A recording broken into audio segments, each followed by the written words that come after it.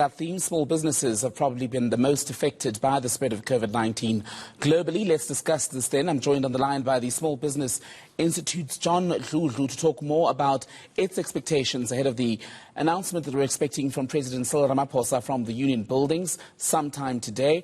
And Mr. Dludlu, a very good evening to you. Thank you for being on eNCA. I'll talk to you about your expectations of the President in a moment, but I want to get your thoughts on this news from Standard Bank today, announcing a 3-month payment holiday for small businesses making less than 20 million rand a year.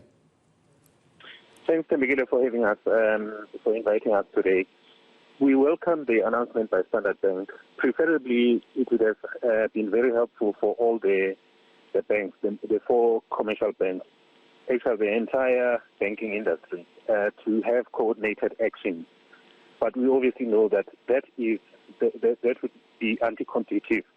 That is why the business community has approached the Minister of Trade and Industry and Competition, Minister Patel, to issue a special exemption that there can be coordinated actions by the banking sector.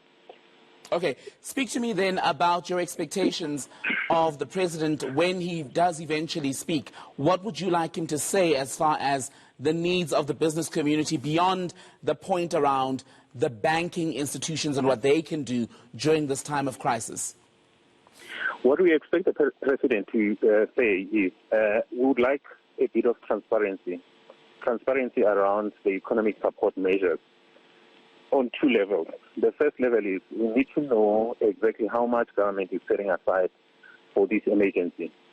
And we need to also know how long this economic support is going to be deployed for. In other words, so that it enables economic operators, especially small businesses, to plan ahead, to plan their lives for the next year, maybe to the next 18 months. We appreciate what government has done, the announcement by the Small Business Minister on Thursday, and also the action by the Reserve Bank. But our expectation is that we need a bit more. We need to be a bit more aggressive. The scale of the support must approximate the kind of crisis that we're facing now.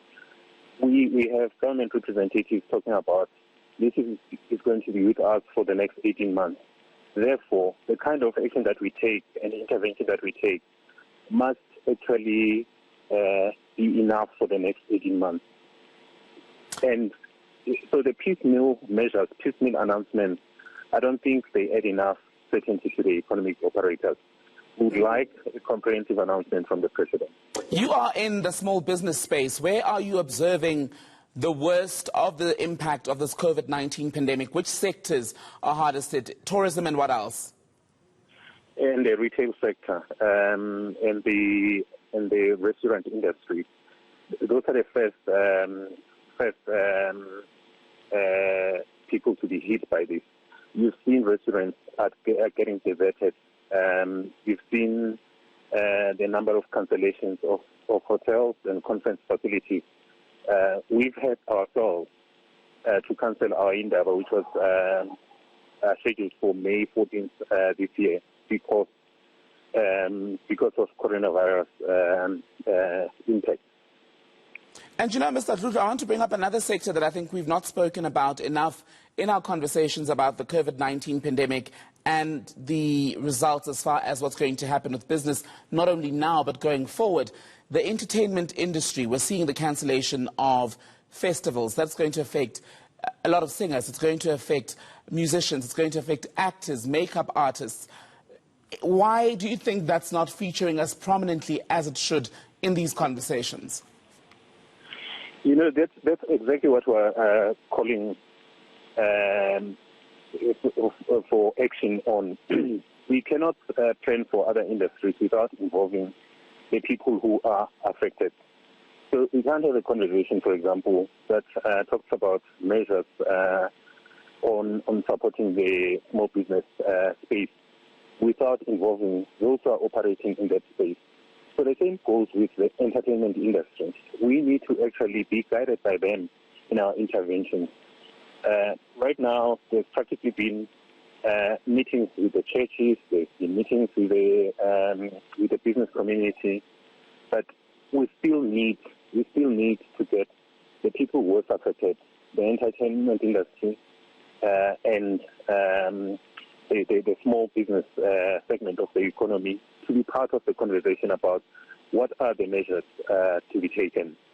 And that deals with the immediate term. I want us to chew for a moment on the change that this is going to necessitate going forward and how South Africans do business, especially because small businesses, we're told, are the backbone of the economic plan as far as job creation and the like. Yeah, thirdly, Tembegile, we are only paying lip service to the small business segment of the economy. We say they're the backbone. Actually, it's not true. We did a study 2 years ago. We found that there were 267,959 businesses that are formally registered. In other words, they are registered with the UIF, they are registered with the Revenue Service.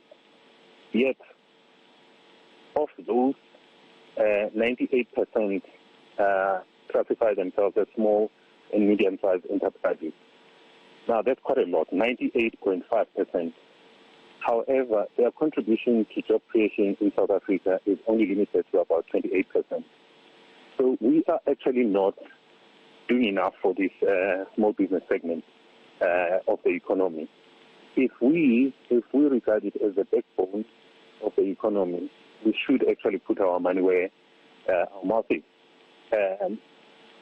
In terms of support, in terms of policy interventions, let's treat this small business space as if it's really the backbone of the economy.